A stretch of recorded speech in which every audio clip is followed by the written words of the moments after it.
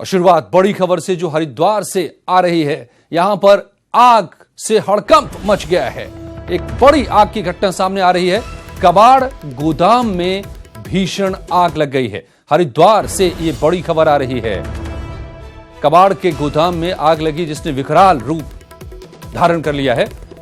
धुएं के गुबार ने और मुश्किल को बढ़ा दिया है। जरा देखिए, आसपास के घरों पर भी आफत है। घरों में आग लगने की आशंका है।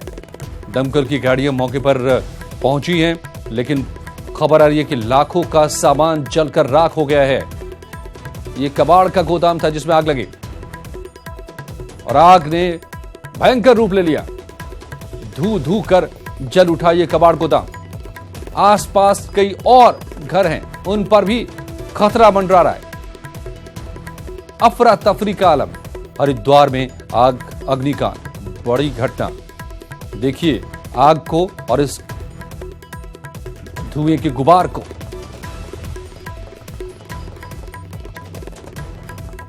फायर ब्रिगेड के कर्मी लगातार आग को बुझाने में लगे हुए हैं।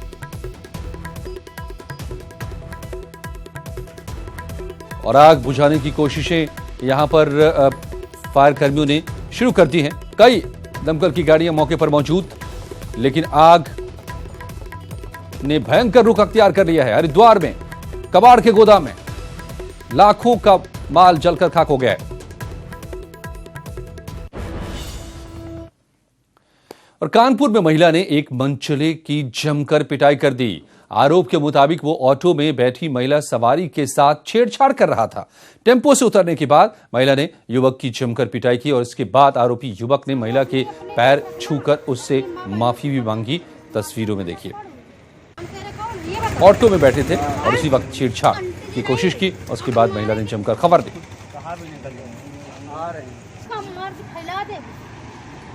कानपुर की यह तस्वीर। एक साथ ऑटो में जब कई सवारी जाते हैं, उसमें इस युवक ने आरोप के मुताबिक महिला से छेड़छाड़ की कोशिश की और फिर महिला ने इसकी जमकर खबर दी। शराब का सुरूर जब सड़ चढ़कर बोलता है तो कुछ भी होश नहीं रहता, न अपना न अपने कपड़ों का। आगरा में एक ऐसी नशेबाज को लोगों ने पकड़कर बिजली के खंभे से बांध दिया। आरोप के मुताबिक वो बीच सड़क पर हंगामा कर रहा था। उसके शरीर पर कपड़े भी नहीं थे। उसकी हरकतों से नाराज लोगों ने उसे पकड़कर बंधक बना लिया।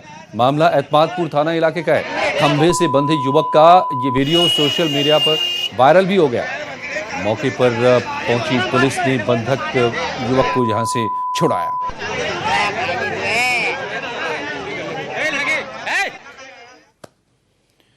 डीएचएफएल मामले में जल्द ही बड़ा खुलासा होने वाला है। एपी मिश्रा, पीके गुप्ता और सुधांशु त्रिवेदी को पुलिस कस्टडी में भेज दिया गया है और अब इन तीनों आरोपियों को एक साथ बिठाकर आमने सामने क्रॉस क्वेश्चन किए जाएंगे।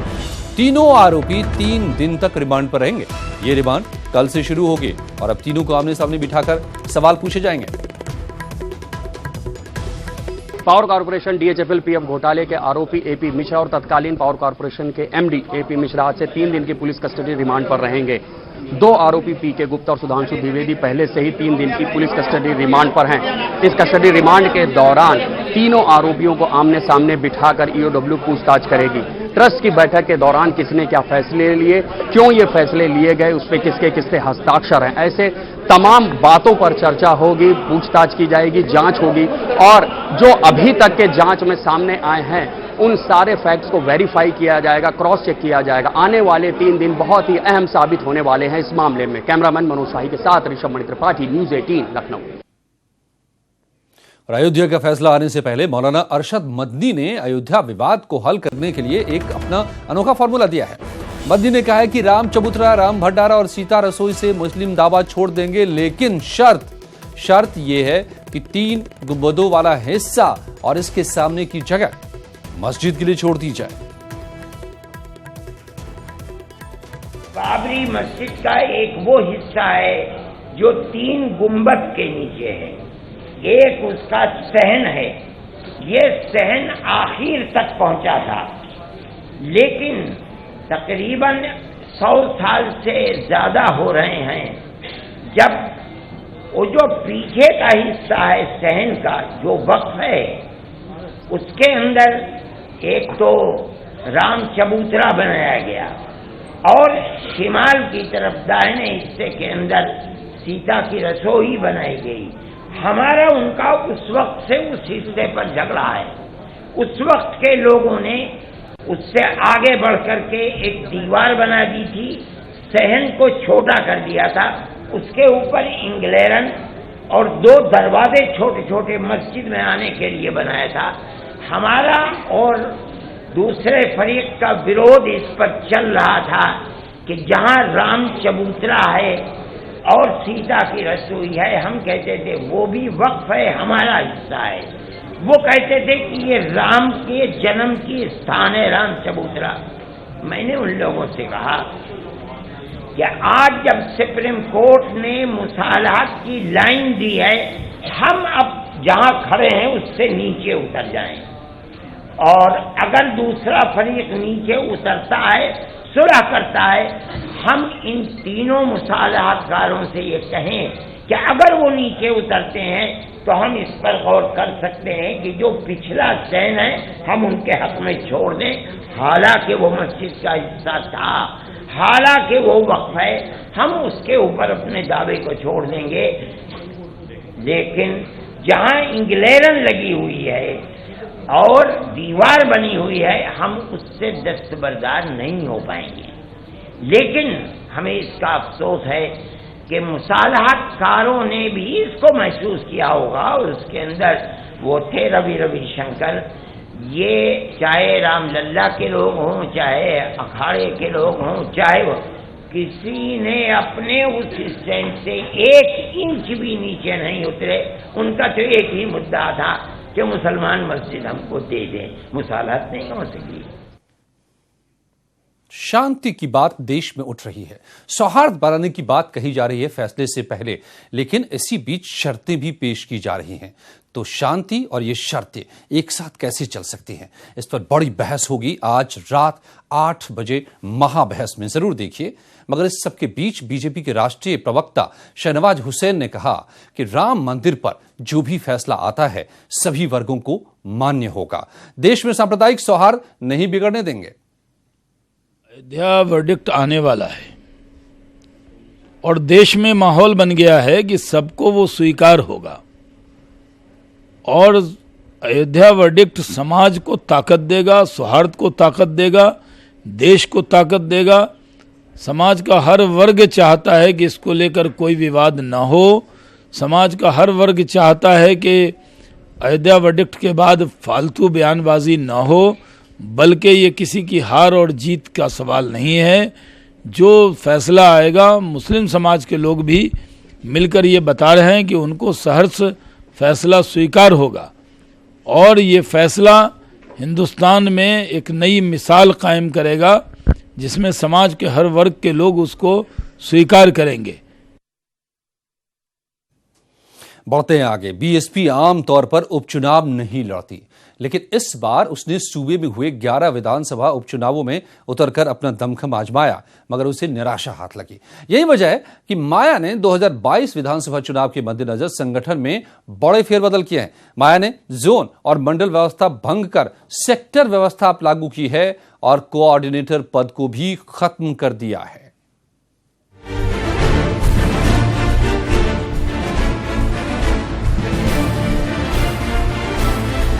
हाल ही में संपन्न विधानसभा उपचुनावों में बीएसपी को थोड़ी भी कामयाबी हासिल नहीं हुई। इसके बाद पार्टी सुप्रीमो मायावती ने संगठन में बड़े फेरबदल किए हैं। माया ने जोन और मंडल व्यवस्था भंग कर सेक्टर व्यवस्था लागू कर दी है। 2022 विधानसभा चुनाव को देखते हुए माया ने बीएसपी संगठन को 4 सेक्टर में बांटा है। 5-5 मंडलों के 2-2 सेक्टर बनाए गए हैं। 4-4 मंडलों के 2-2 सेक्टर बनाए गए हैं। पहला सेक्टर लखनऊ, बरेली, मुरादाबाद, सहारनपुर और मेरठ। दूसरा सेक्टर आगरा, अलीगढ़, कानपुर, चित्रकूट और झांसी। तीसरा सेक्टर प्रयागराज, मिर्जापुर, फैजाबाद और देवीपाटन। चौथा सेक्टर वाराणसी, आजमगढ़, गोरखपुर और बस्ती। माया ने कोऑर्डिनेटर पद भी खत्म किया। आदमी बहन जी ने अभी जो रिजल्ट आया है उसको मद्देनजर रखते हुए फिर से संगठन को पुनर्गठन किया है और प्रदेश को 4 सेक्टर में बांटा है और विभिन्न वरिष्ठ साथियों को जिम्मेदारी दिया है। 2022 की तैयारी में पूरी तरह से हम लोग लगेंगे और निश्चित रूप से सर्व समाज को साथ में लेकर के अकलियत समाज के लोग, मुस्लिम समाज के लोग, बैकवर्ड समाज के लोग और सर्व समाज के लोगों के साथ मिलकर के हम लोग ताकत के साथ तैयारी करके 2022 में अपनी सरकार बनाने का काम करेंगे। इस बैठक में विधानसभा उपचुनावों में मिली हार पर भी चर्चा हुई। माया ने कार्यकर्ताओं को 2022 के मद्देनजर अभी से तैयारी शुरू करने को कहा। अब देखना है कि इन कवायदों से संगठन को कितनी मजबूती मिलती है। बसपा प्रदेश अध्यक्ष के पद को छोड़ करके बहुजन समाज पार्टी की मुखिया मायावती ने तमाम तरीके की कमेटियों को भंग कर दिया है।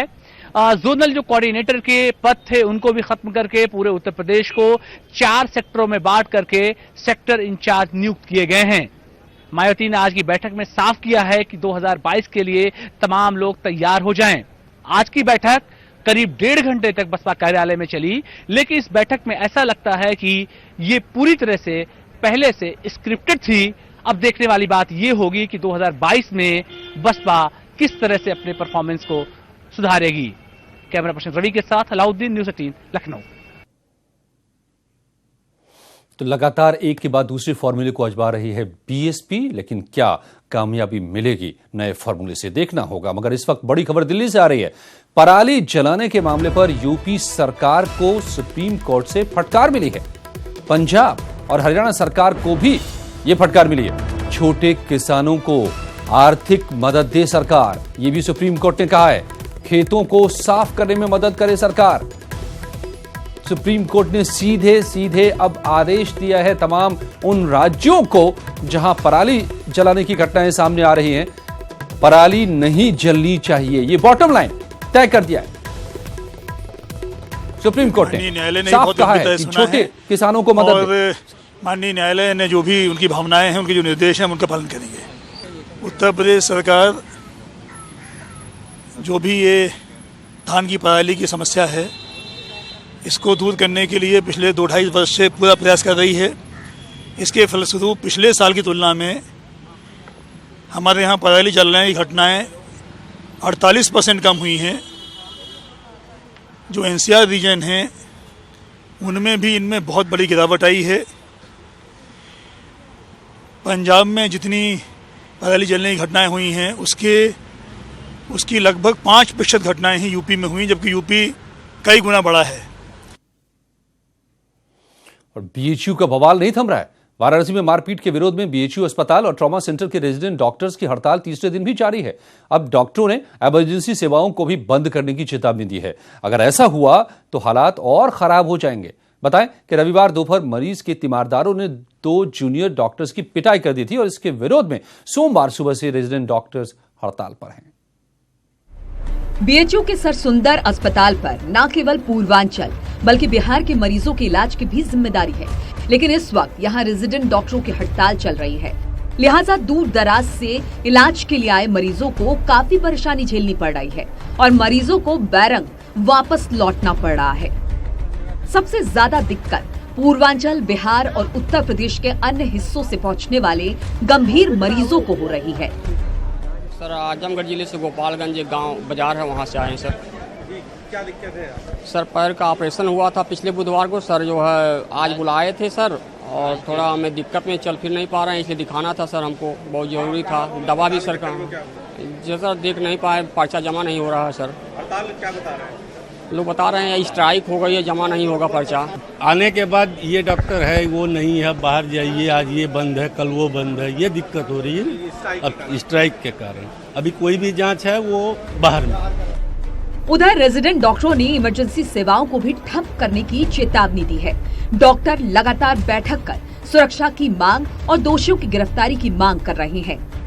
डॉक्टर कहते हैं कि उनका मकसद इमरजेंसी सेवाएं बाधित करना नहीं है, लेकिन जब वो सुरक्षित रह पाएंगे तभी तो वो किसी को सुरक्षित करेंगे। प्रशासन हर एक बार हमें आश्वासन देती है और कोई एक फिक्स सोल्यूशन के साथ आती ही नहीं है, और अगर कोई सोल्यूशन निकालती भी है, गार्ड्स बढ़ाए जाते हैं तो उन्हें 2 या 3 दिन में वापस ले लिया जाता है। प्रशासन अगर इस बात को लेकर थोड़ा सा भी चिंतित होती तो एक हमको सेफ और सिक्योर एनवायरनमेंट दे पाती, ताकि हम लोग अपना काम अच्छे से कर सकें। मरीजों की सेवा हम भी करना चाहते हैं, हम लोग इसीलिए आए भी हैं यहाँ पे, और हम लोग उनका दर्द भली भांति समझते हैं। लेकिन अगर हम लोग उसी मेंटल कंडीशन में ना हो, हम लोग खुद ही ट्रीट करने लायक ना बचे, हम लोग उनकी सेवा करने लायक ही ना बचे, तो हम लोग कैसे सेवा कर पाएंगे। हमारी पूरी कोशिश रहेगी कि कोई भी पेशेंट, सीरियस पेशेंट सफर ना हो। इमरजेंसी सेवाएं लास्ट रिसोर्ट है, और हम सब इसके फेवर में नहीं है कि इमरजेंसी रुके, लेकिन बीएचयू एडमिनिस्ट्रेशन और स्टेट गवर्नमेंट और डिस्ट्रिक्ट एडमिनिस्ट्रेशन सब हमारी बात सुने। बस हम यही चाहते हैं, आप हमको प्रोटेक्ट करिए, हम काम कर पाए। हम किसी पेशेंट के दुश्मन नहीं, हम सबको बचाने के लिए आए हैं। अब सवाल ये खड़ा हो रहा है कि अब तक जिला प्रशासन और विश्वविद्यालय प्रशासन ने इस दिशा में कोई ठोस कदम क्यों नहीं उठाया। अगर 72 घंटे बाद इमरजेंसी सेवा बाधित होती है और उससे किसी की जान जाती है तो जिम्मेदार कौन होगा। उपेंद्र द्विवेदी, न्यूज़ 18, वाराणसी। कानपुर के बिल्हौर में समाधान दिवस पर महिलाओं ने किस तरह हंगामा खड़ा कर दिया और क्यों? पंचायत सचिव को पीटने तक पर महिलाएं उतारू हो गई। यहां पर जरा देखिए इन तस्वीरों को। चप्पल उठा लिया उन्होंने पंचायत सचिव को पीटने के लिए। वो तो गनीमत थी कि वहां पर सुरक्षाकर्मी मौजूद थे और उन्होंने महिलाओं को रोका, उन्हें बाहर किया। महिलाओं का आरोप है कि पंचायत सचिव उनसे बदसलूकी करते हैं, घूस मांगते हैं, बिना पैसे कोई काम करने को तैयार नहीं होते। महिलाओं के मुताबिक उनका गांव समस्याओं से घिरा हुआ है, मगर अधिकारी उनकी सुनवाई नहीं करते और इस वजह से मजबूरन उन्हें चप्पल उठानी पड़ी।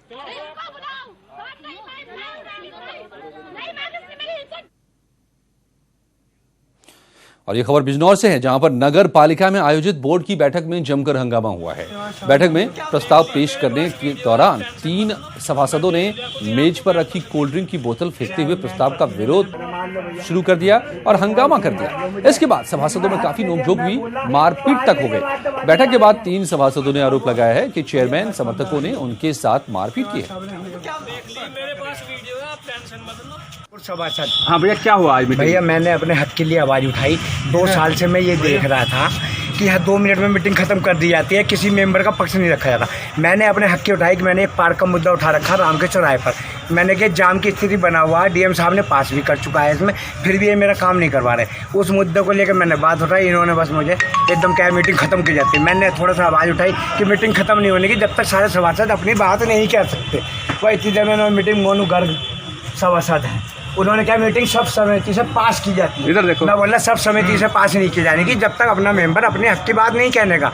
इतनी बात तो इन्होंने मेरे साथ इतना वो करा।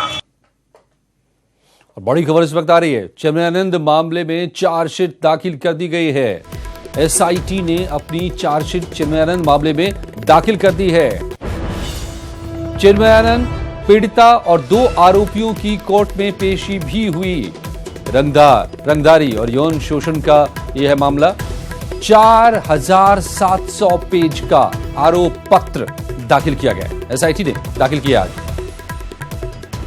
चिन्मयानंद मामले में चार्जशीट दाखिल कर दी गई है। 4700 पन्नों की आरोप रंगदारी और यौन शोषण का लगा है। तो ये थी खबरें उत्तर प्रदेश की, लेकिन कुछ ही पलों में उत्तराखंड की हर एक खबर। बने रहिए न्यूज़ 18 के साथ।